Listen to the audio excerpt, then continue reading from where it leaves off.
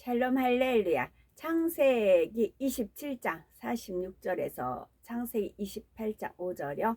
리브가가 이삭에게 이르되 내가 햇사람들의 딸들을 인하여 나의 생명을 싫어하거늘 야곱이 만일 이 땅의 딸들 곧 그들과 같은 햇사람의 딸들 중에서 아내를 취하며 나의 생명이 내게 무슨 재미가 있으리까. 이삭이 야곱을 불러 그에게 축복하고 또 부탁하여 가로되 너는 가나안 사람의 딸들 중에서 아내를 취하지 말고 일어나 밧단 아람으로 가서 너의 외조무 부두의 집에 이르러 거기서 너의 외삼촌 라반의 딸 중에서 아내를 취하라. 전능하신 하나님이 네게 복을 주어 너로 생육하고 번성케 하사 너로 여러 족속을 이루게 하시고 아브라함에게 허락하신 복을 네게 주시되 너와 함께 네 자손에게 주사 너로 하나님이 아브라함에게 주신 땅 곧 너의 우거하는 땅을 유업으로 받게 하시기를 원하노라. 이에 이삭이 야곱을 보내었더니 밧단 아람으로 가서 라반에게 이르렀으니 라반은 아람 사람 푸두엘의 아들이요 야곱과 에서의 어미 리브가의 오라비더라. 선한 지혜의 귀중성입니다. 만약 하나님께서 우리에게 나타나셔서 내가 네게 무엇을 줄고 너는 구하라 물으신다면 과연 무엇을 구하시겠는지요. 사람마다 각자 구하는 것이 다르겠지만 솔로몬 왕은 다른 것이 아닌 지혜를 구했습니다. 자기 자신을 위한 목적으로서가 아니라 하나님께서 자신에게 맡겨주신 백성들을 잘 다스리기 위한 목적으로 구한 것이지요. 열왕기상 3장 9절에 누가 주의 이 많은 백성을 재판할 수 있사오리까. 지혜로운 마음을 종에게 주사 주의 백성을 재판하여 선악을 분별하게 하옵소서 말씀합니다. 그리고 이것은 너무나 하나님 마음에 맞는 합당한 대답이었기에 하나님께서는 열왕기상 3장 11에서 13절에 네가 이것을 구하도다. 자기를 위하여 수도 구하지 아니하며 부도 구하지 아니하며 자기의 원수의 생명 멸하기도 구하지 아니하고 오직 송사를 듣고 분별하는 지혜를 구하였은즉 내가 네 말대로 하여 네게 지혜롭고 총명한 마음을 주노니 너의 전에도 너와 같은 자가 없었거니와 너의 후에도 너와 같은 자가 일어남이 없으리라.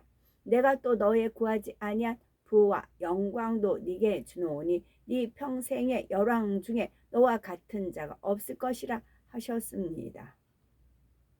이처럼 지혜의 소중함과 귀함을 알았던 솔로몬 왕은 잠언서 곳곳에도 지혜의 가치에 대해서 기록을 하지요. 잠언 2장 20절에 지혜가 너로 선한 자의 길로 행하게 하며 또 의인의 길을 지키게 하리니 했고 잠언 3장 14, 15절에는 이는 지혜를 얻는 것이 은을 얻는 것보다 낫고 그 이익이 정금보다 나음이니라. 지혜는 진주보다 귀하니 너의 사모하는 모든 것으로 이에 비교할 수 없도다 했습니다. 이어지는 18절에는 지혜는 그 얻은 자에게 생명나무라. 지혜를 가진 자는 복되도다 말씀합니다. 그런데 이 지혜를 어떻게 사용하느냐에 따라서는 자신에게 큰 득이 될 수가 있는가 하면 반대로 해가 될 수도 있습니다. 마치 똑같은 칼이라도 강도가 사용하느냐 의사가 사용하느냐에 따라 그 가치가 전혀 달라지듯이 지혜 역시 어떤 목적으로 사용하느냐에 따라 생명을 살릴 수도 있고 죽일 수도 있습니다. 물론 진리 안에서는 당연히 선한 지혜만을 참 지혜라 말하지만 세상에선 그렇지 않습니다. 자신의 지혜를 악한 데 사용하는 사람도 많고 오히려 그러한 모습을 보면서도 그런 사람을 지혜롭다 말하는 경우도 있지요. 그러나 로마서 16장 19절에 너희가 선한데 지혜롭고 악한데 미련하기를 원하노라 말씀합니다. 지혜를 악한데 쓰는 것보다 차라리 악한데 미련한 것이 낫습니다. 이러한 사실은 다윗의 두 아들을 통해 잘 알 수가 있지요. 다윗의 아들 중에 솔로몬 왕은 그 선한 지혜로 후대에 이름이 알려진 경우입니다. 반면에 다른 아들 압살롬의 경우는 자신의 지혜를 악한 대로 사용했다가 결국 비참한 최후를 맞게 되지요. 악한 괴계를 써서 아버지 다윗 왕에게 가야 할 백성들의 마음을 현혹하고 자신의 세력을 키워 마침내 반란을 일으켰으나 하나님께서 그와 함께 하지 않으시니 비참한 죽음으로써 최후를 맞아야 했습니다. 그러므로 참된 지혜란 선한 마음에서 나와야 하며 선한 대에만 사용되어야 하는 것이지요. 잠언 3장 7절 스스로 지혜롭게 여기지 말지어다. 여호와를 경외하며 악을 떠날지어다 말씀하셨으니 우리가 스스로 지혜롭게 여기기 이전에 먼저 자신이 얼마나 하나님을 경외하여 악에서 떠난 사람인지를 점검해 보셔야 됩니다. 악에서 떠나 선으로 들어왔을 때만이 정녕 하나님 편에서 보실 때에도 지혜로운 사람이라 인정받을 수가 있는 것입니다. 여호와를 경외하며 악을 떠날지어다. 여호와를 경외하지 아니하면 악에서 떠날 수 없다라는 말이 될 수도 있어요. 악을 떠나고 싶다면 여호와를 경외하고 악에 계속 머물고 싶다 하면 여호와를 경외하지 않으면 되는 것입니다. 이렇게 형성이 돼요. 이게 말씀이기 때문에 그래요. 이게 하나님이 정하신 말씀이에요. 원수마귀 사단 루시퍼도 이 말씀에 준해서 활동을 합니다. 천사들도 마찬가지. 이게 법이기 때문에 그래요. 그래서 그분이 여호와를 경외하면 악에서 떠나게 되어 있고 이 사람이 악의 모습이 보여요. 왜 악의 모습이 보이는가 싶어요. 그러면 여호와를 경외함이 없어요. 왜 여호와를 경외함이 없는가? 보면 이 사람한테 악의 모양이 있어요. 악의 모양이 있는데 그걸 살짝 감췄어요. 그러면은 얇게 도금하는 그런 표현이 있듯이 여호와를 경외하지 않는 부분이 드러납니다. 이게 말씀이기 때문에 그래요. 강교한 리브가 지혜를 봅니다. 본문에 나오는 리브가는 그 지혜가 선하고 좋은 쪽으로 사용하기보다는 자신의 유익을 쫓는 쪽으로 사용이 되었지요. 큰아들 에서가 작은아들 야곱을 죽이려고 마음에 벼르고 있는 상황에서 어떻게든 리브가가 그 아브라함의 늙은 종 만났을 때 물 항아리 물을 뚫어 왔었잖아요. 그래서 거기서 오라버니가 본인한테 잘해주고 오냐오냐 하고 엄마도 오냐오냐 하고 하면은 결코 쉽게 나서지 않았다고요. 근데 거기서 자기가 고된 일을 하니까 계속 눈에 보이는데 일은 해야 되잖아요. 거기서 벗어날 수가 없잖아요. 근데 마침 이제 그러다 보니까 때는 이때다고 더 며칠 머무르지 않고 나서지 않았나 그렇게 생각이 들었었지요. 리브가는 그 지혜가 선하고 좋은 쪽으로 사용되기보다는 자신의 유익을 쫓는 쪽으로 사용을 되었죠. 거기서 부모님이나 오라버니가 더 머물길 원하잖아요. 그분들의 마음을 배려했다면 그러고자 하는 의사표시를 했겠지요. 그러면 거기에 또 다르게 또 역사가 일어났겠지요. 그런데 그러질 않았다고요. 자기 유익을 구했다고요. 큰아들 에서가 작은아들 야곱을 죽이려고 마음이 벼르고 있는 상황에서 어떻게든 작은아들을 살려야겠다는 생각에 리브가는 야곱을 피신시킬 방법을 생각해냈지요. 아니면 거기에 리브가가 떠나기 싫어서 부모 자꾸 울었다 그런 표현이 서운해했다 그런 표현이 있을 수도 있겠지요. 근데 그렇지 않았지요. 남편 이삭에게도 큰아들 에서에게도 자신이 야곱을 피신시키려고 한다는 의도를 눈치채지 못하도록 한 채 야곱을 피신시키기 위해 리브가는 교묘한 꾀를 생각해 내었습니다. 남편 이삭도 큰아들 에서에게도 자신이 야곱을 피신시키려 한다는 의도를 눈치채지 못하도록. 그래서 46절에 보면 리브가가 이삭에게 내가 햇사람의 딸들을 인하여 나의 생명을 싫어하거늘 야곱이 만일 이 땅의 딸들 곧 그들과 같은 햇사람들의 딸들 중에서 아내를 취하면 나의 생명이 내게 무슨 재미가 있으리까 말합니다. 다시 말하면 저는 어떤 상황을 딱 보면 7명이 작동을 합니다. 다다닥 작동을 해요. 믿음, 기쁨, 기도, 뭐 감사, 이제 그런 사랑, 끝에는 사랑이죠. 그거를 작동이 들어갑니다. 그러면 딱 꿰뚫어져요. 근데 아무 때나 작동하지 않고 그냥 평범하게 그냥 이제 뭐 주변에서는 아가들 보면 할머니 이것 봐봐, 할머니가 이래, 할머니 이래, 그렇게 표현을 해요. 아가들한테는 그렇게 이제 표현을 합니다. 그 나가면 평범한 지극히 그냥 아낙네고 할머니고 동네 할머니고 아줌마고 그렇게 생활을 합니다. 근데 어떤 하나님의 일을, 어떤 것을 판단해야 되고 결정해야 되고 판결해야 되는 그런 상황에 딱 부딪히면 7명이 작동을 합니다. 그때는. 그래서 7명이 딱 작동을 해서 판단이 딱 내려집니다. 근데 그건 제 의지대로 안 해요. 주님께서 오더를 하세요. 주님께서 알려주시고 주님께서 이끌어주시고 뚜두두 알려주세요. 그리고 제 의사를 물어봐요. 7명의 측정을 했는데 그래서 뒷면을 보게끔 하세요. 사각지대죠. 본인들은 사각지대 안 보이잖아요. 근데 7명이 작동하면 사각지대가 보여집니다.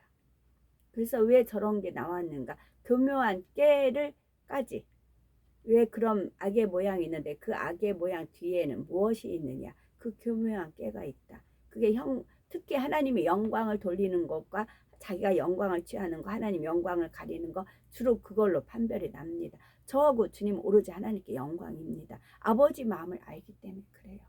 아버지의 그 마음 아파함을 우리는 주님과 저는 너무나 잘 알기 때문에 우리는 충성이에요. 목숨 걸고 우리는 충성입니다. 절대적입니다. 아버지께서 무엇을 원하시는가? 아버지가 가장 마음 앞에 하시는 거는 내일 정도 다시 읽어드릴게요. 배신이었어요. 루시퍼에 대한 배신. 그 다음에 그 루시퍼가 또 꼬드겨서 하와로 해서 아담으로 해서 그 배신. 그게 아파요. 아버지는. 근데 거기서 보면 분명히 하와가 잘못했어요. 근데 하와한테 뭐라고 안 했어요. 아담한테 그랬어요. 그래서 그러면 하와를 누가 혼내켜야 돼? 제가요. 제가. 그래서 저 그 여자들 특히 그 많은 남자분들이 여자들로 인해 가지고 너무 꼬꾸라지거든요. 그래서 그거를 훈련을 많이 시키셨고 또 퍼즐 조각이 많고 그렇습니다. 그래서 클레오파트라, 양귀비 다 어떻게 죽었는가? 클레오파트라도 뱀, 양귀비도 뭐 뱀도 뭐 그런 쪽이었을 것 같아요. 그래서 아버지께서 그때는 보류하셨어요. 그다음 마지막에는 제가 칼을 듭니다. 애누려 왜 그 자격이 갖추었거든요. 칼을 들 수 있는 자격을 그 많은 연단 속에서 질서를 지켰거든요. 그렇기 때문에 그렇습니다. 그러나 또 막달라 마리아와 같이 동정녀 마리아 같이 또 아름다운 여인들이 있잖아요. 막달라 마리아 같은 여인들이 있잖아요. 그래서 46절을 보면 리브가가 이삭에게 내가 햇사람의 딸들을 인하여 나의 생명을 싫어하거늘 남자는 남자 알고 여자는 여자 한다. 그 표현이 있지요. 그래서 제가 여자입니다. 그래서 여자 그 속내를 능히 알고 능히 꿰뚫을 수도 있고 그래서 온갖 바닥부터 치고 올라온 이유도 있고 그렇습니다. 그리고 말씀에 있잖아요. 성령이 시기하기까지 사모한단 말을 헛된 줄로 여기지 말라. 그 성품을 또 타고났고 왜 이렇게 시기해야 되나 하면은 제가 궁금하죠. 그럼 주님이 또 알려주세요. 저 앞뒤 상황을 다 이제 또 깨닫게 해주세요. 아 그래서 제가 시기하네요. 그러지요. 그 시기해서 상대가 깨우쳐서 온전히 벗어났어요. 머리로 벗어났어요. 그럼 저 타치 안 한다고요. 그때 그분이 바로 서기까지 제가 이렇게 도와주는 역할을 하는 거지. 그럼 저는 관여 안 합니다. 그러니까 뭐 하면 그 어떤 이제 목사 남편 사모가 쥐고 흔든다 해도 그 목사가 바로 섰어요. 그럼 내가 목사 차지하는 게 아니라고요. 아니라고요. 저는 주님이 있습니다. 여자들이 그걸 가지고 착각을 해요. 지 남편 지 거라고 생각을 하는 겁니다. 아니라고요. 46절에 보면 리브가가 이삭에게 내가 햇사람의 딸들을 인하여 나의 생명을 싫어하거늘 야곱이 만일 이 땅의 딸들 곧 그들과 같은 햇사람들의 딸들 중에서 아내를 취하면 나의 생명이 내게 무슨 재미가 있으리까 말합니다. 다시 말하면 에서가 이방 여인을 아내로 맞아들였기에 그로 인해 살맛까지 나지 않게 되었는데 거기다가 야곱까지 만약 이방 여인을 아내로 맞아들이게 된다면 무슨 재미로 살 수 있겠는가 하는 것입니다. 이는 야곱으로 하여금 이방 여인이 아닌 자기 민족 가운데서 아내를 맞을 수 있도록 하려면 야곱을 자기 민족이 있는 곳으로 보내어 아내를 구하도록 해야 한다는 것입니다. 리브가는 바로 이것을 빌미로 하여 야곱을 자신의 오라비 라반에게로 피신시키려 했습니다. 이러한 방법이 유괴 사람들이 볼 때는 지혜로운 것처럼 보일 수 있어도 이 말 안에 담긴 리브가의 속마음을 살펴보면 결코 선한 마음에서 나온 것이 아닙니다. 이는 다시 한번 남편 이삭을 속이는 것이었고 자신의 목적을 이루기 위해 에서의 아내들까지도 끌어들이는 것이었지요. 물론 에서가 이방 여인을 아내로 맞은 것은 하나님께서 보실 때에 합당하지 않은 것이지만 리브가가 이렇게 말하고 있는 것은 하나님의 뜻에 맞추어 말한 것이 아니라 어디까지나 자신의 목적한 바를 이루기 위한 빌미로서 에서의 아내들을 끌어들인 것입니다. 그러니 그녀가 생각해낸 방법이 야곱을 피신시킬 수 있는 확실한 방법은 될지 몰라도 결코 선의 지혜라고는 말할 수 없습니다. 이처럼 어떤 사람들은 자신의 목적한 바를 이루기 위해 괜히 다른 사람까지 끌어들이는 경우가 있습니다. 예를 들어서 자기가 하고 싶은 말이 있는데 그것을 자기 입으로는 못하니까 어떤 사람이 이렇게 말하더라 말합니다. 내 마음이 불편하고 불만이 있는 것인데 그것을 마치 다른 사람이 이렇게 불평불만하더라는 식으로 말을 하는 것입니다. 또는 자신이 말하면 상대가 듣지 않을 것 같으니까 힘 있고 권세 있는 사람의 이름을 팔아서 그분이 이렇게 말하시더라라고 합니다. 또 리브가처럼 자신의 목적한 바를 이루기 위해 다른 사람의 허물까지 들춰내서 말하는 사람도 있습니다. 이 모든 것이 얼마나 악한 마음에서 비롯된 것인지를 깨달아야 합니다. 진실하지도 못한 마음일 뿐만이 아니라 자신의 목적을 위해 내 유익을 위해 다른 사람은 안중에도 없는 이기적인 마음이지요. 이런 사람은 아무리 지혜롭게 보여도 중심을 보시는 하나님께서는 결코 지혜롭다 말씀하시지 않습니다. 고린도전서 3장 18에서 20절에 보면 아무도 자기를 속이지 말라. 너희 중에 누구든지 이 세상에서 지혜 있는 줄로 생각하거든 미련한 자가 되어라. 그리하여야 지혜로운 자가 되리라. 이 세상 지혜는 하나님께 미련한 것이니 기록된 바 지혜 있는 자들로 하여금 자기 괴울에 빠지게 하시느니라 하였고 주께서 지혜 있는 자들의 생각을 헛것으로 아신다 하셨느니라 말씀합니다. 스스로 지혜롭다 생각하며 자기 유익을 도모하는 사람들은 결국 그로 인해 스스로가 개울에 빠지는 것을 볼 수 있습니다.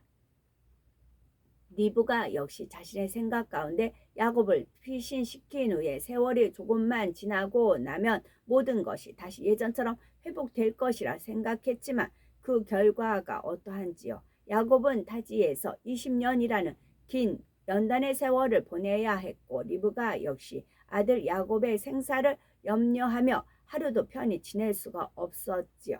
또 사랑하는 아들과 헤어져 20년의 세월을 보냈을 때에 얼마나 괴롭고 슬픈 나날이었겠는지요. 또 후회도 얼마나 많이 했을 것이고요. 결국 자기 괴울에 빠지고 만 것입니다. 이렇게 해서 일단 야곱은 형 에서로부터 피할 수 있는 길이 열리게 됩니다. 아버지 이삭이 야곱을 불러 외삼촌 라반의 집으로 가서 그의 딸 중에 아내를 취하라 지시한 것입니다. 그런데 이삭은 야곱을 보내면서 다시 한번 그에게 장자의 축복을 되짚어 줍니다. 창세기 28장 1절에서 4절에 이삭이 야곱을 불러 그에게 축복하고 또 부탁하여 가로되 너는 가나안 사람의 딸들 중에서 아내를 취하지 말고 일어나 밧단 아람으로 가서 너의 외조부 부두엘 집에 이르러 거기서 너의 외삼촌 라반의 딸 중에서 아내를 취하라. 전능하신 하나님이 네게 복을 주어 너로 생육하고 번성케 하사 너로 여러 족속을 이루게 하시고 아브라함에게 허락하신 복을 네게 주시되 너와 함께 네 자손에게 주사 너로 하나님이 아브라함에게 주신 땅 곧 너의 우거하는 땅을 유업으로 받게 하시기를 원하노라 했지요. 이삭도 영계 법칙을 잘 알고 있었기에 자신이 한번 빌어준 장자의 축복이 결국 야곱에게 간다는 사실을 알았습니다. 또 하나님의 이름으로 다 축복을 준 것이기 때문에 편개할 수 없다는 것도 알았지요. 이제 돌이킬 수도 없고 야곱을 멀리 떠나 보내야 하는 상황에서 장자의 축복을 되새겨 주고 있는 것입니다. 야곱은 어머니 리브가로부터 강교한 속성을 타고났기 때문에 어차피 그것이 깨어져야만 하나님 앞에 쓰임받을 수가 있었습니다. 그래서 하나님께서는 그에게 20년이라는 연단의 세월을 허락하신 것이고 그 시작이 바로 외삼촌 라반의 집을 향해 떠나면서였지요. 잠시 동안만 그곳에 가 있으면서 그들 중에서 아내를 취해 오면 될 것이라 생각했으나 그 시간이 무려 20년이나 되었던 것입니다.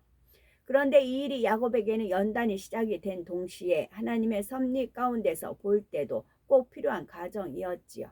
하나님께서는 야곱을 통해 장차 이스라엘 12지파를 이루는 자녀들을 낳게 하십니다. 하나님의 선민 이스라엘을 이루는 기초가 되는 것이므로 하나님께서는 그 출발점이 되는 야곱이 이방 여인 중에서 아내를 취하게 할 수는 없었습니다. 그래서 야곱에게 연단을 허락하신과 동시에 이를 통해 야곱으로 하여금 자기 민족 가운데서 아내를 얻을 수 있도록 역사하신 것입니다. 이처럼 자기의 유익을 쫓아서 자기가 원하는 바를 이루기 위해 사람의 지혜를 동원해 갔던 리브가를 볼 때 결코 지혜롭다 말할 수는 없습니다. 하나님 편에서 보실 때는 강교한 것이지요. 그런데 이러한 속성을 야곱도 가지고 태어난 것입니다. 그럼에도 하나님께서는 이러한 야곱을 택하여 그를 연단하셔서 사용하셨습니다. 왜 그런 것일까요? 물음표. 바로 하나님께서는 사람의 중심을 보시는 분이기 때문입니다. 에서보다 나은 야곱의 중심을 보신 것이지요. 그렇다면 야곱은 에서에 비해 어떤 면에서 더 나은 중심을 가졌다고 말하는 것일까요? 하나님 편에서 중심이 좋은가 아니면 좋지 않은가를 보시는 기준을 크게 두 가지로 말할 수가 있습니다. 첫째는 중심이 곧은가 곧지 않은가, 둘째는 중심이 선한가 선하지 않은가, 바로 이 두 가지입니다. 성경을 보면 야곱이 외삼촌 라반의 집에서 연단 받을 때 목적한 바를 이루기 위해 얼마나 변개함 없이 밀고 나갔는가를 알 수가 있습니다. 아내를 얻을 때도 자기가 사랑했던 여인을 얻기 위해서 끝까지 밀고 나갔습니다. 바로 자신이 원하는 아내를 얻겠다는 일념으로 무려 14년 동안이라 정열을 쏟는 것을 볼 수가 있지요. 그것이 선한 의도였든 아니었든 일단은 그 중심이 변개함 없이 곧아서 한번 정한 바를 이루어 나가는 사람임을 알 수 있게 해주는 모습이지요. 또한 외삼촌의 약속도 지키는 것을 볼 수 있습니다. 외삼촌이 자기를 속이든 어찌하든 야곱 편에서는 외삼촌과의 약속을 잘 지켜내고 있습니다. 외삼촌은 여러 번 야곱을 속였죠. 그런데도 야곱은 외삼촌 간의 약속을 분명히 지켜드리더라는 말이지요. 하지만 중심이 곧은 것도 자기 보기에 좋은 것을 취하기 위해서가 아니라 하나님의 뜻에 맞출 때라야 정말 좋은 중심이라 할 수가 있습니다. 하나님의 뜻에 맞출 때라야.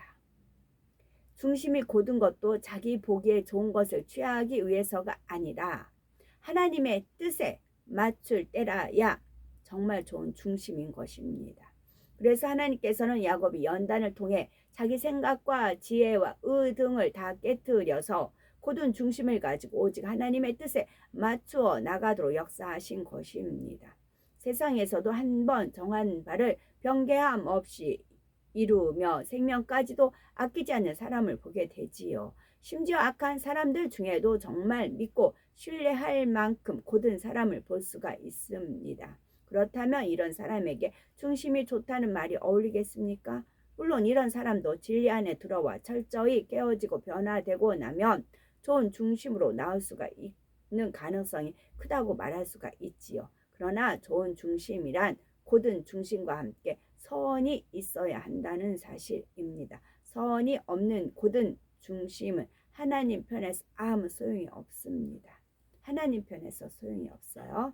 선이 없는 곧은 중심은, 여기서 말씀드리는 선이란 타고난 중심의 선을 말하는 것입니다. 그리고 중심이 곧으냐 그렇지 않느냐도 결국 타고나는 부분이 큰 것처럼 중심의 선 역시 타고나는 부분이 큽니다. 어떤 사람은 중심이 선하게 태어났음에도 환경에 의해 그 선이 가려지고 악에 물들어 버린 경우가 있는데, 이런 사람이 주님을 만나 진리로 변화되면 그 속에 가지고 있던 선한 중심이 드러나므로 누구보다도 하나님을 뜨겁게 사랑하고 또한 사랑받는 중심이 됩니다. 선한 중심이라 해도 태어나서 성장하면서 잘못 입력됐기 때문에 잘못 보고 듣고 가르침 받고 해서 잘못 입력되어져서 선한 중심이 가려지고 악한 마음으로 변화되어 버립니다. 사도 바울이 바로 그러한 예이지요. 하나님은 그 중심이 선이 있다는 것을 아십니다. 그래서 주님을 만나 자기의 생각과 틀과 의가 떼어지고 나니 그가 원래 가지고 있던 좋은 중심이 드러나면서 하나님 앞에 크게 쓰임 받았던 것을 볼 수가 있는 거죠. 그러므로 중심이란 마치 그릇의 재질이나 땅의 토질과 같다고 말할 수가 있습니다. 어떤 재질로 그릇을 만들었느냐에 따라 그릇의 강도가 다르고 그 그릇에서 나오는 빛이 다른 것처럼, 또한 어떤 토질이냐에 따라 그 땅에서 수확하는 열매의 질이 전혀 다른 것처럼 중심이란 타고나는 근본 바탕과 같은 것이지요. 금으로 만든 그릇과 은으로 만든 그릇이 있을 때에 은으로 만든 그릇을 아무리 열심히 닦는다 해서 그것이 금으로 만든 그릇으로 나오는 빛과 같아질 수는 없는 것처럼 중심의 차이가 날 수밖에 없는 것입니다. 그렇다 하여 이처럼 일단 중심을 타고 나면 그것으로 이미 모든 것이 정해졌다는 의미는 아니죠. 아무리 금그릇으로 타고 났어도 그 그릇을 닦지 않고 내버려 두면 그것은 금그릇으로서의 가치가 없습니다. 하나님 편에서 보시는 중심은 우리 사랑과 내가 생각하는 중심과는 다릅니다. 진리인 하나님의 말씀에 비추어서 하나님이 보시기에 좋다는 중심이어야 합니다. 사람마다 판단, 가치, 기준이 다르기 때문에 하나님은 곧은 중심을 원하십니다. 선하고 곧은 번개하지 않는 중심, 이것이 하나님이 쓰시기에 합당한 그릇입니다. 선하고 곧은 변개하지 않는 중심. 반면에 진흙으로 구워진 그릇이라도 열심히 그릇을 닦아 깨끗하게 하면 얼마든지 귀히 쓰는 그릇이 될 수가 있습니다. 그래서 디모데후서 2장 21절은 그러므로 누구든지 이런 것에서 자기를 깨끗하게 하면 귀히 쓰는 그릇이 되어 거룩하고 주인의 쓰심에 합당하며 모든 선한 일에 예비함이 되리라 말씀합니다. 모든 선한 일에 예비함, 예비 그릇이 있는 겁니다. 어떤 것을 쓰고자 해요. 근데 미리 이게 만약에 더러워지면 이걸 써야지라고 예비를 해놓는다고요. 하나님은. 그래서 그 예비된 걸 쓰신다고요. 하나님이세요. 하나님.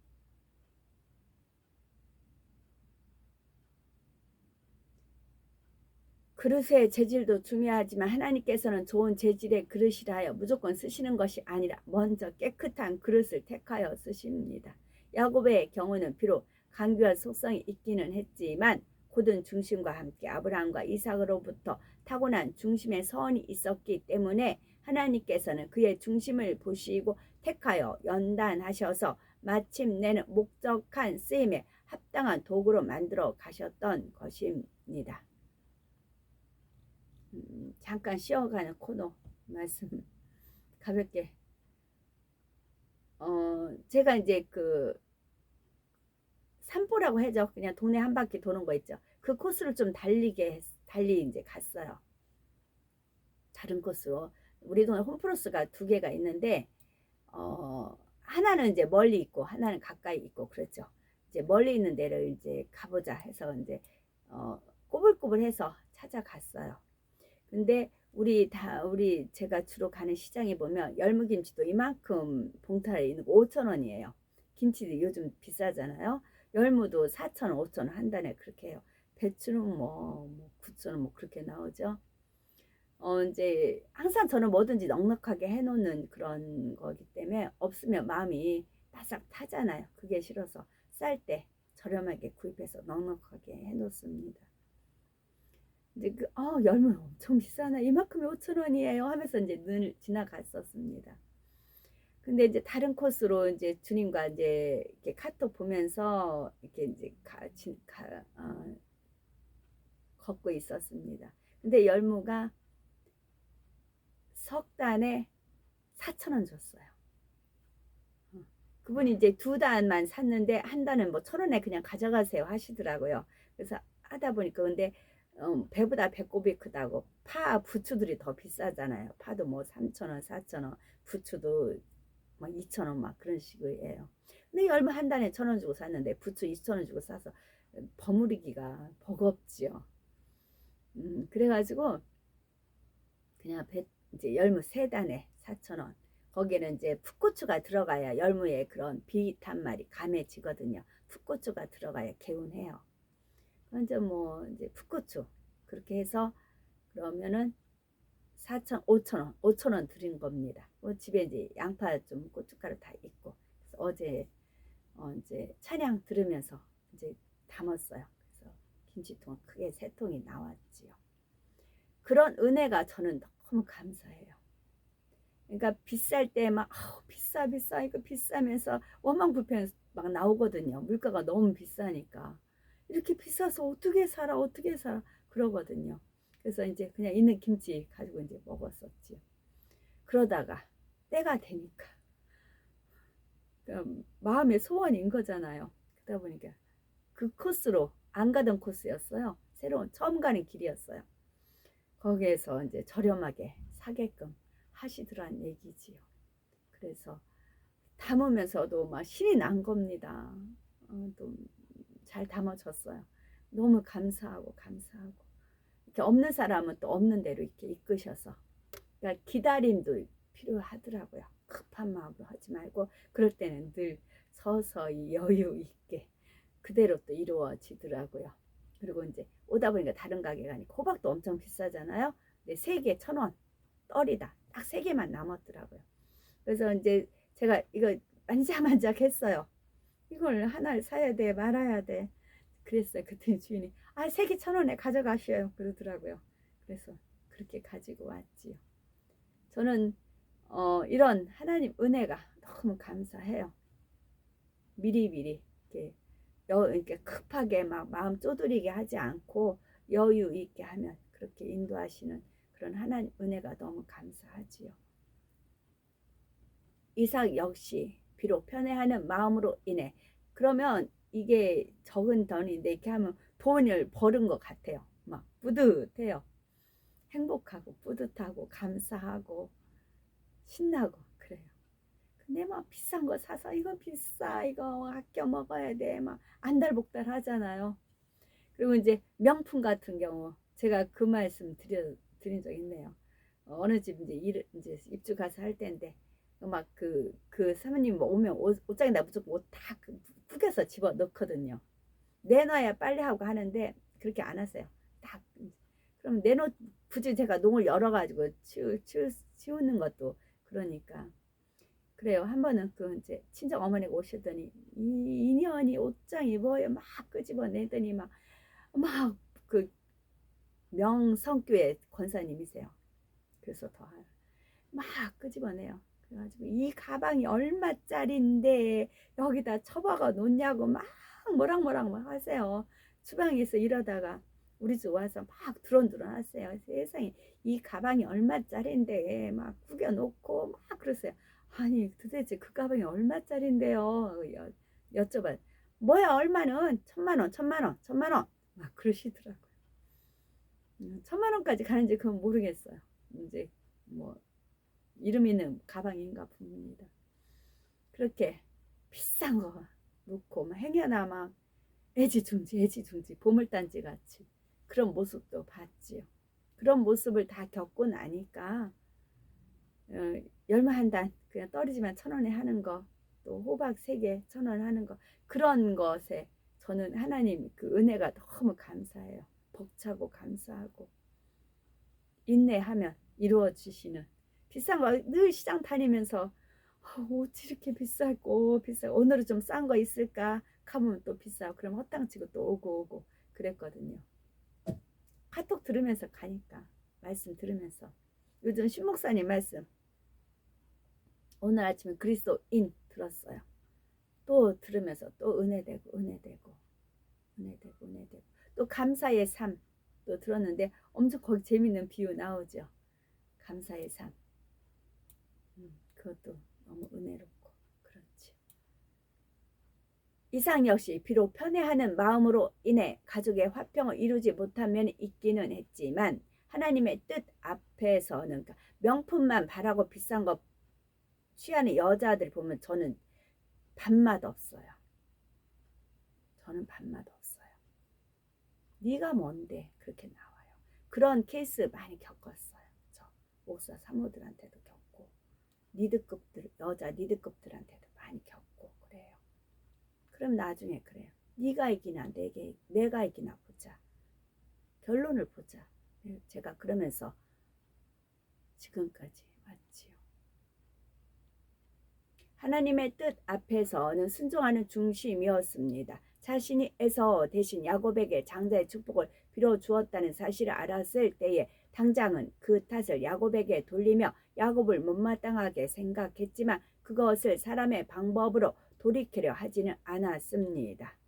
만약 이삭이 사람의 방법을 동원하는 사람이었다면 얼마든지 아까 해준 기도는 무효다, 에서에게 다시 장자의 축복을 빌어주리라 이렇게 할 수도 있었을 것입니다. 또 야곱, 네가 나를 속였으니까 내가 너에게 축복 기도한 것은 무효다. 네가 에비를 속였으니까 그렇게 할 수도 있지 않겠는지요. 그러나 이삭은 모든 것을 주관해 가시는 하나님을 믿었기에 그것을 사람의 생각과 방법으로 돌이키려 하지 않았고 하나님의 뜻에 순종해 가는 것을 볼 수 있지요. 그런데 오늘날은 어떻습니까? 내가 너에게 이렇게 해주겠다 했지만 네가 나를 속였으니까 나는 못해주겠다 하는 일이 얼마나 많이 있는지요. 금방 변개를 하지요. 자기 유익이 안 맞으면, 유익이 안 되면 금방 말했던 것을 변개하는 사람이 얼마나 많은지요. 그러나 한번 약속했다면 끝까지 지킬 수 있는 사람, 내가 손해가 되어도 지킬 수 있는 사람, 더군다나 하나님의 이름으로 축복을 했을 때, 하나님의 이름으로 약속했을 때는 어떤 상황에서도 꼭 지켜나가야 합니다. 구약이나 신약이나 다 그렇게 되어 있는 것을 볼 수가 있습니다. 그래서 이삭은 야곱을 떠나보낼 때 장자의 축복을 다시 한번 기도해 주며 하나님의 보장하심 가운데 보냈던 것이지요. 이삭이 비록 아버지 아브라함에 비하면 많은 면에서 부족하기는 했지만 그래도 하나님의 섭리 안에서 쓰임받을 수가 있는 중심을 가진 사람이었기 때문입니다. 이렇게 해서 야곱이 외삼촌 라반의 집을 향해 떠남으로 그의 본격적인 연단이 시작되는데 하나님께서는 이러한 야곱에게 먼저 언약의 약속을 주십니다. 야곱이 이 약속을 믿고 연단을 끝까지 잘 승리해내도록 하시기 위함이지요. 그냥 아브라함은 소망이 없이 연단 중에 두신 것이 아니라 그가 소망 가운데 연단을 이겨낼 수 있는 힘을 먼저 그에게 주셨던 것입니다. 에서의 중심은 앞서 말씀드린 야곱이나 이삭과는 달랐습니다. 물론 에서의 입장에서는 지금 자신이 당한 상황을 육으로 보면 모든 것이 너무 억울하고 야곱이 미울 것입니다. 하지만 마음이 선한 사람은 하나님 앞에 기도하여 결국 모든 것을 손으로 바꿔 나간다는 사실입니다. 사람의 생각으로는 도저히 이해되지 않는다 해도 하나님 앞에 믿고 맡기면서 하나님의 선으로 이해하고 용서해 나가는 것이지요. 그런데 에서는 어떠했습니까? 선으로 이해하고 바꿔 가려는 것이 아니라 어떻게 하면 자신이 당한 것을 악으로 갚을까 하는 마음뿐이었지요. 바로 여기서 중심의 차이가 나오는 것입니다. 이러한 중심을 가진 에서와 야곱 중에 하나님께서 당연히 누구를 택하여 쓰시겠는지요. 더욱이 에서는 하나님의 뜻과 어긋나게 이방 여인을 아내로 취하기까지 했습니다. 하나님의 뜻에 순종할 중심이 아니었지요. 반면에 야곱은 비록 형 에서를 피하기 위해서 간 것이기는 하지만 성경에 보면 야곱이 외삼촌 라반의 집으로 가서 그곳에서 아내를 취한 것이 부모의 명을 쫓은 것이라 말씀하고 있습니다. 에서는 부모가 하나님의 뜻을 알려주어도 하나님의 뜻을 쫓지 않고 이방인을 아내로 취했지만 야곱은 그것이 하나님의 뜻임을 알았기에 순종했던 것이지요. 이처럼 두 사람이 같은 일에 대해 어떤 마음과 태도로 나오는가를 보면 이를 통해 두 사람의 중심을 알 수가 있습니다. 그렇다면 우리의 중심은 어떠하신지요?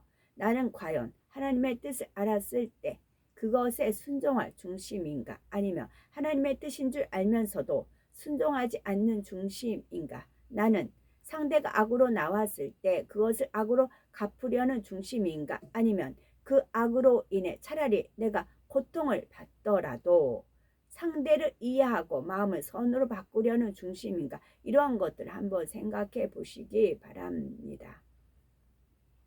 중심이란 타고난 것이니 어쩔 수 없지 할 것이 아니라 하나님의 능력으로는 능히 중심까지도 변화시켜 나갈 수 있음을 믿어야 됩니다. 그리고 더 중요한 것은 얼마나 하나님의 말씀에 따라 자신을 진리로 변화시키며 자신을 깨끗하게 만들기 위해 노력하느냐에 있다는 사실을 잊지 않아야 됩니다. 중심은 더 중요한 것은 얼마나 하나님의 말씀에 따라 하나님 말씀이에요. 하나님의 말씀에 따라 자신을 진리로 변화시키며 자신을 깨끗하게 만들기 위해 노력하느냐에 있다는 것입니다. 하나님 뜻에 합당한 그릇으로 자신을 개조하고 만들어 가야 하나님이 마음껏 쓰시며 축복해 주실 수 있습니다. 우리 사람과 사람 사이에도 마찬가지 있고요. 그래서 정령이 하나님 쓰시기에 합당하며 모든 선한 일에 예비된 그릇이 되는 우리가 되어야 되겠습니다. 아멘.